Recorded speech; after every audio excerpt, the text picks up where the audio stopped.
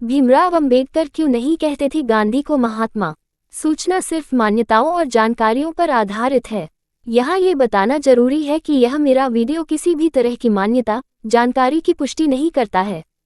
किसी भी जानकारी या मान्यता को अमल में लाने से पहले संबंधित विशेषज्ञ से सलाह लें। भीमराव अंबेडकर, महात्मा गांधी और अंबेडकर के संबंध कैसे थे? इस सवाल पर लंबी बहसें होती रही हैं और काफी कुछ कहा सुना जा चुका है। खुद बाबा साहब अंबेडकर ने तो गांधी को इसलिए कटघरे में खड़ा किया था कि जब आप भंगी नहीं है तो हमारी बात कैसे कर सकते हैं। जवाब में गांधी ने इतना ही कहा कि इस पर तो मेरा कोई बस है नहीं, लेकिन अगर भंगियों के लिए काम करने का एकमात्र आधार यही है कि कोई जन्म से भंगी है या नहीं, तो मैं चाहूंगा कि मेरा अगला जन्म भंगी के घर में हो। साल 1955 में डॉक्टर अंबेडकर ने बीबीसी को दिए एक इंटरव्यू में महात्मा गांधी के साथ अपने संबंधों और मतभेदों पर लंबी बात की थी। अंबेडकर, मैं 1929 में पहली बार गांधी से मिला था, एक मित्र के माध्यम से। एक कॉमन दोस्त थे जिन्होंने गांधी को मुझसे मिलने को कहा। गांधी ने मुझे खत लिखा कि वो मुझसे मिलना चाहते हैं, इसलिए मैं उनके पास गया और उनसे मिला। ये गोल में सम्मेलन में भाग लेने के लिए जाने से ठीक पहले की बात है। फिर वो दूसरे दौर के गोल में इस सम्मेलन में आए, पहले दौर के सम्मेलन के लिए नहीं आए थे। उस दौरान वो वहाँ 5-6 महीने रुके। उसी दौरान मैंने उनसे मुलाकात की और दूसरे गोल में इस सम्मेलन में भी उनसे मुलाकात हुई। पूना समझौते पर हस्ताक्षर करने के बाद भी उन्होंने मुझसे मिलने को कहा, लिहाजा मैं उनसे मिलने के लिए गया। वो जेल में थे। यही वो वक्त था जब मैंने गांधी से मुलाकात की, लेकिन मैं हमेशा कहता रहा हूं कि तब मैं एक प्रतिद्वंद्वी की हैसियत से गांधी से मिला। मुझे लगता है कि मैं उन्हें अन्य लोगों की तुलना में बेहतर जानता हूं, क्योंकि उन्होंने मेरे सामने अपनी असलियत उजागर कर दी। मैं उस शख्स के दिल में झांक सकता था। आमतौर पर भक्तों के रूप में उनके पास जाने पर कुछ नहीं दिखता, सिवाय बाहरी आवरण के जो उन्होंने महात्मा के रूप में ओढ़ रखा था। लेकिन मैंने उन्हें एक इंसान की हैसियत से देखा, उनके अंदर के नंगे आदमी को देखा। लिहाजा मैं कह सकता हूं कि जो लोग उनसे जुड़े थे, मैं उनके मुकाबले बेहतर समझता हूं। Baba Saheb Bhimrao Ambedkar image caption. पहली तस्वीर में मुंबई के अपने निवास स्थान राजगृह पर डॉक्टर अंबेडकर और उनका परिवार।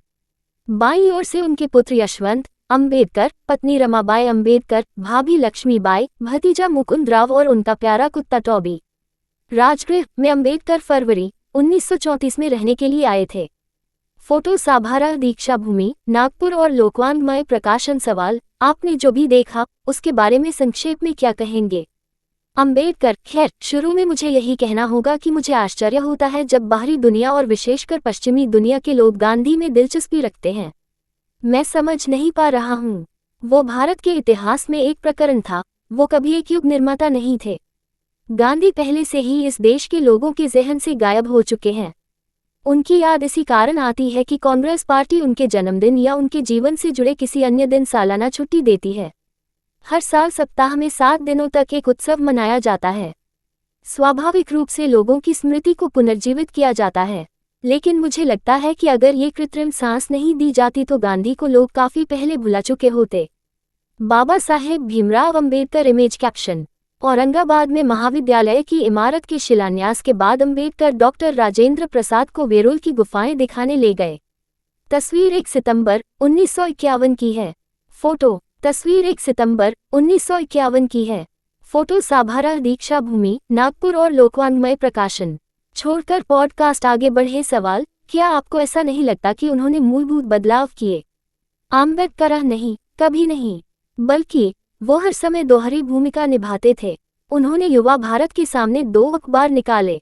पहला हरिजन अंग्रेजी में, और गुजरात में उन्होंने एक और अखबार निकाला जिसे आप दीनबंधु या इसी प्रकार का कुछ कहते हैं। यदि आप इन दोनों अखबारों को पढ़ते हैं तो आप पाएंगे कि गांधी ने किस प्रकार लोगों को धोखा दिया।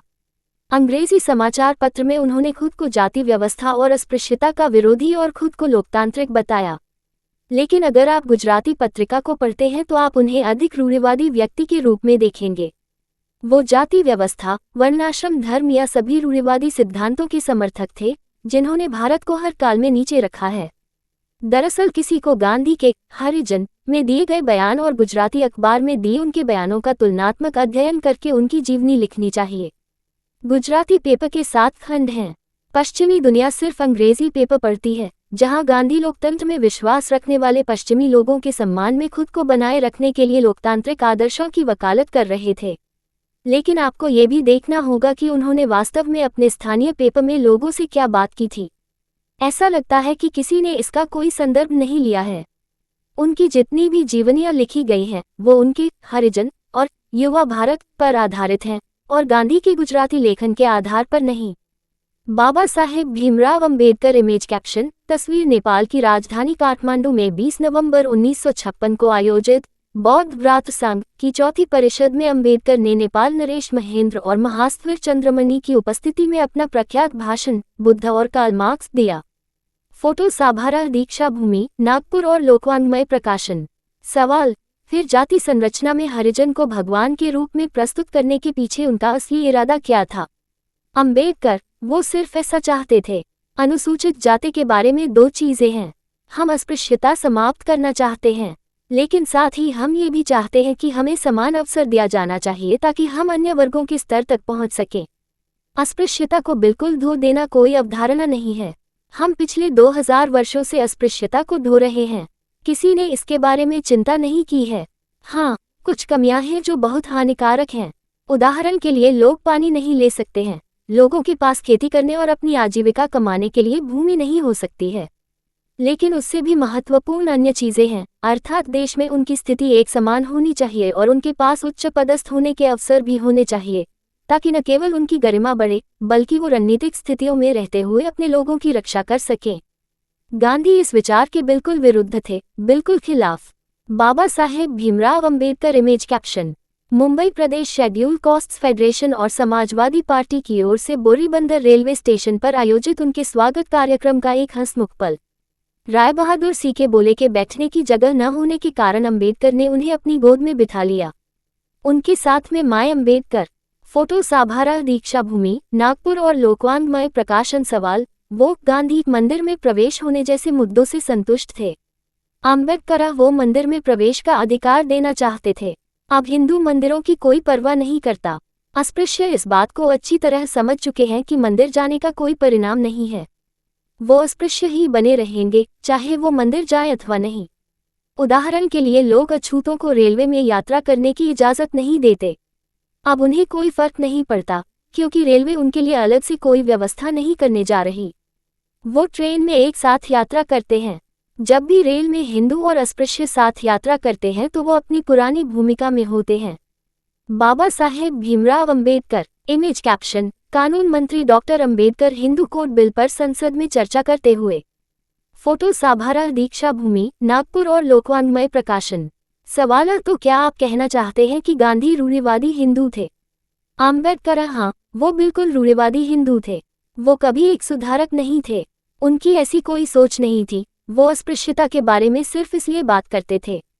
वो अस्पृश्यता के बारे में सिर्फ इसलिए बात करते थे कि अस्पृश्यों को कांग्रेस के साथ जोड़ सकें। ये एक बात थी। दूसरी बात, वो चाहते थे कि अस्पृश्य स्वराज की उनकी अवधारणा का विरोध न करें। मुझे नहीं लगता कि इससे अधिक उन्होंने अस्पृश्यों के उत्थान के बारे में कुछ सोचा। सवाल, क्या आपको लगता है कि गांधी के बिना राजनीतिक आज़ादी मिल सकती थी? अंबेडकर, जी हाँ, मैं निश्चित रूप से कह सकता हूँ। ये धीरे धीरे हो सकता था, लेकिन व्यक्तिगत रूप से मुझे लगता है कि अगर स्वराज भारत में धीरे धीरे आता तो ये लोगों के लिए फायदेमंद होता। विकृतियों से ग्रस्त हर समुदाय या लोगों का हर समूह स्वयं को मजबूत करने में सक्षम होता अगर ब्रिटिश सरकार से सत्ता हस्तांतरण धीरे धीरे होता। आज हर चीज एक बाढ़ के समान आ गई है। लोग इसके लिए तैयार नहीं थे। मुझे अक्सर लगता है कि इंग्लैंड में लेबर पार्टी सबसे वाहियात पार्टी है। Baba Saheb Bhimrao Ambedkar image caption. अंबेडकर की मुंबई की कान्हेरी गुफाओं की सैर। तस्वीर 1952-53 की है। फोटो साभारा दीक्षा भूमि, नागपुर और लोकवाङ्मय प्रकाशन। सवाल, क्या गांधी में धीरज नहीं था या कांग्रेस पार्टी में? अंबेडकर, मुझे नहीं मालूम कि अचानक इटली आज़ादी देने के लिए तैयार क्यों हो गए। ये एक गोपनीय विषय है जो मुझे लगता है कि इटली किसी दिन अपनी जीवनी में दुनिया के सामने लाएंगे। वो उस मुकाम तक कैसे पहुंचे? किसी ने अचानक इस बदलाव के बारे में नहीं सोचा था। किसी ने उम्मीद नहीं की थी। ये मुझे अपने आकलन से लगता है। मुझे लगता है कि लेबर पार्टी ने 2 कारणों से ये फैसला किया। पहला है सुभाष चंद्र बोस की राष्ट्रीय सेना। इस देश पर राज कर रहे ब्रिटिश को पूरा भरोसा था कि देश को चाहे कुछ भी हो जाए और राजनीतिज्ञ चाहे कुछ भी कर ले, लेकिन इस मिट्टी के प्रति अपनी प्रतिबद्धता नहीं बदलेंगे। इस सोच के साथ वो अपना प्रशासन चला रहे थे। उस सोच को बुरी तरह धक्का पहुंचा जब उन्हें पता चला कि सैनिक एक पार्टी या बटालियन बना रहे हैं जो ब्रिटिश को उखाड़ फेंकेगी।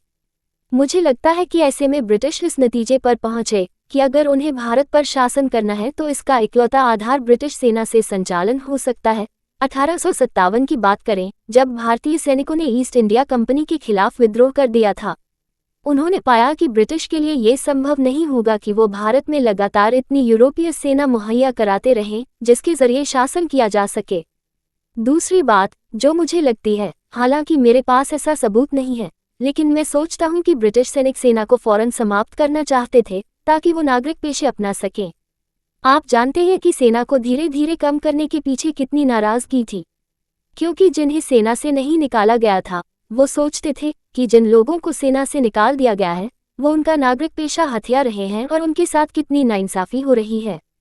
लिहाजा भारत पर शासन करने के लिए पर्याप्त ब्रिटिश सेना रखना उनके लिए मुमकिन नहीं था। तीसरी बात, मुझे लगता है कि इसके अलावा उन्होंने सोचा कि भारत से उन्हें सिर्फ वाणिज्य चाहिए था और सिविल सर्वेंट की पगार या सेना की आमदनी नहीं।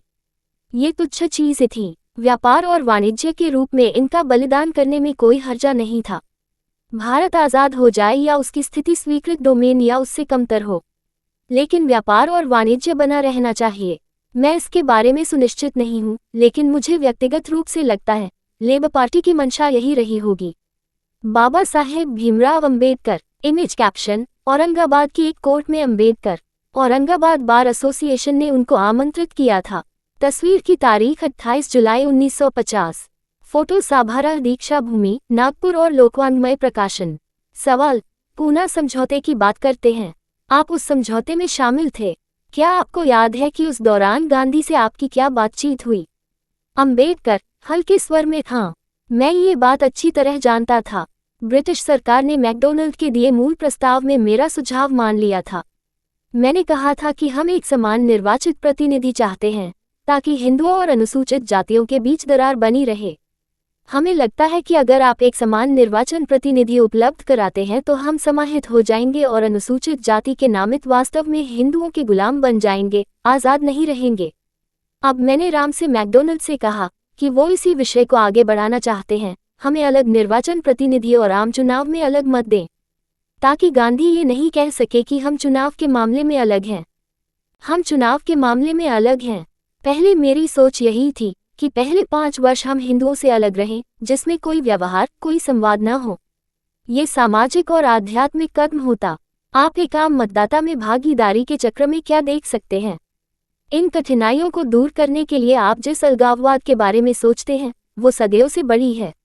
ये सोचना मूर्खता है कि यदि 2 लोगों के एक साथ मतदान केंद्रों पर मतदान करने से उनके दिल बदल जाएंगे। ऐसा कुछ भी नहीं है। ये गांधी का पागलपन है।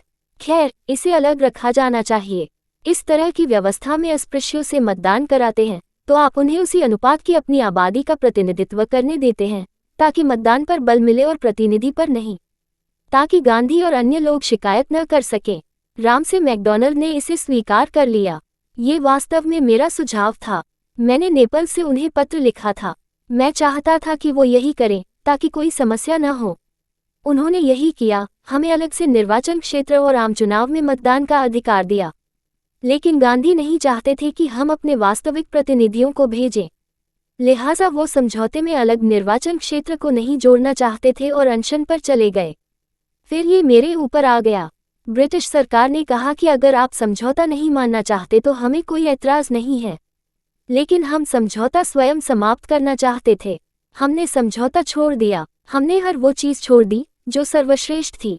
आपको राम से मैकडोनल्ड का पत्र पढ़ना चाहिए जिसमें स्पष्ट लिखा है कि हमने अलगाववाद को बढ़ावा देने जैसा कुछ भी नहीं किया है, बल्कि हम एक समान निर्वाचन के जरिए दोनों गुटों को एक मंच पर लाकर इस खाई को भरना चाहते हैं। लेकिन गांधी का विरोध इस बात पर था कि हमें आज़ादी के साथ प्रतिनिधित्व न मिले। लिहाजा उन्होंने खुलकर विरोध किया कि हमें कोई प्रतिनिधित्व नहीं मिलना चाहिए। गोलमेज सम्मेलन में उनका यही रुख था। उन्होंने कहा कि वो सिर्फ हिंदू, मुस्लिम और सिख समुदाय को जानते हैं।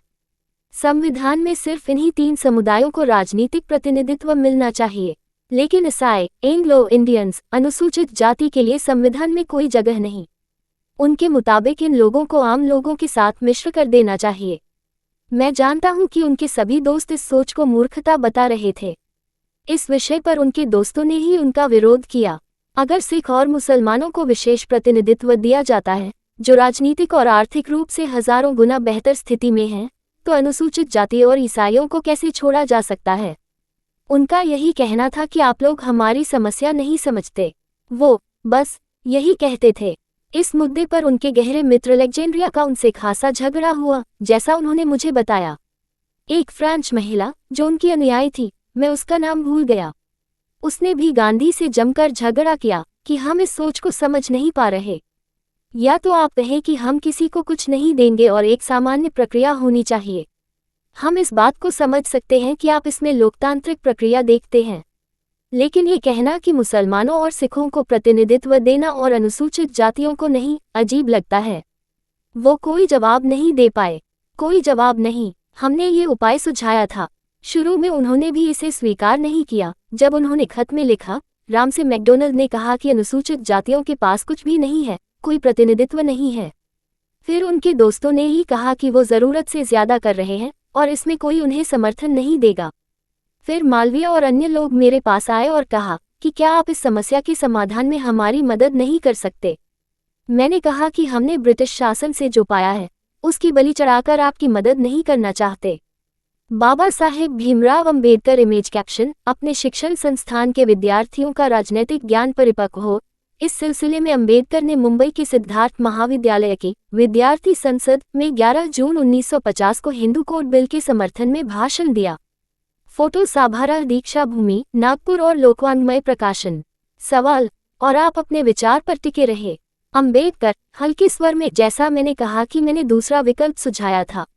विकल्प ये था कि हम अलग इलेक्टोरेट छोड़ने को तैयार नहीं थे, लेकिन इसके लिए तैयार थे कि आप कुछ भी परिवर्तन कर सकते हैं। अंतिम चुनाव में खड़े होने वाले अनुसूचित जाति के उम्मीदवारों को पहले प्राथमिक चुनाव में अनुसूचित जाति के सदस्य ही चुनते। अनुसूचित जाति के सदस्य ही चुनते। उन्हें 4 लोगों को चुनना चाहिए। फिर उन 4 लोगों को आम चुनाव में खड़ा होना चाहिए। हमारे पास सर्वश्रेष्ठ आना चाहिए, ताकि हम कुछ भरोसा दे सके कि आप अपने उम्मीदवार को वापस न लें। ऐसे में हम उन लोगों को चुन सकेंगे जो संसद में हमारी आवाज़ बन सके। ये प्रस्ताव गांधी को स्वीकार करना था, तो उन्होंने किया। हमें इस प्रस्ताव का सिर्फ एक चुनाव में फायदा मिला, 1937 के चुनाव में। फेडरेशन ने चुनाव में बहुमत हासिल किया। गांधी के एक भी उम्मीदवार को जीत नहीं मिली। बाबा साहेब भीमराव अंबेडकर इमेज कैप्शन, अखिल भारतीय दलित फेडरेशन का चुनावी घोषणा पत्र, 1946। फोटो साभारा दीक्षा भूमि, नागपुर और लोकवाङ्मय प्रकाशन। सवाल, तो क्या उन्होंने अपनी ओर से भारी मोल तोल किया? अंबेडकर, बिल्कुल, उन्होंने तोल मोल किया। मैंने कुछ नहीं कहा। मैं आपकी जिंदगी बचाने को तैयार हूँ, बशर्ते आप रियल मत बने। लेकिन मैं अपने लोगों के जीवन के साथ खिलवाड़ करके आपकी जिंदगी बचाने नहीं जा रहा। आप देख सकते हैं कि इसके लिए मैंने कितना परिश्रम किया। मैं इस बात को अच्छी तरह जानता हूँ। मैं आपकी सनक के लिए अपने लोगों के हितों का बलिदान नहीं करने जा रहा हूँ। ये सिर्फ उनकी सनक थी। ये कैसे हो सकता है कि जिस सामान्य चुनाव से स्थितियां बदलने की बात की जा रही है, वो स्थितियां न बदल पाए? बाबा साहेब भीमराव अंबेडकर इमेज कैप्शन, चक्रवर्ती सी राजगोपालाचारी के भारत के प्रथम गवर्नर जनरल बनने के उपलक्ष्य में सरदार पटेल द्वारा जून 1948 में आयोजित किए गए भोज समारोह में प्रधानमंत्री नेहरू के साथ अंबेडकर और केंद्रीय मंत्रिमंडल के अन्य सदस्य। फोटो साभारा दीक्षा भूमि, नागपुर और लोकवाङ्मय प्रकाशन। सवाल, तो इस पर उन्होंने क्या कहा? अंबेडकर, वो कुछ भी नहीं कह सके। उन्हें अनुसूचित जाति को लेकर भारी डर था कि वो सिख और मुस्लिम की तरह आज़ाद निकाय बन जाएंगे और हिंदुओं को इन 3 समुदायों के समूह से लड़ना पड़ेगा। ये उनके दिमाग में था और वो हिंदुओं को दोस्तों के बिना छोड़ना नहीं चाहते थे। सवाल, तो शायद ही उन्होंने पूरी तरह राजनीतिज्ञ की तरह काम किया। अंबेडकर, राजनीतिज्ञ की तरह? वो कभी महात्मा नहीं थे। मैं उन्हें महात्मा कहने से इनकार करता हूँ। मैंने अपनी जिंदगी में उन्हें कभी महात्मा नहीं कहा। वो इस पद के लायक कभी नहीं थे, नैतिकता के लिहाज से भी।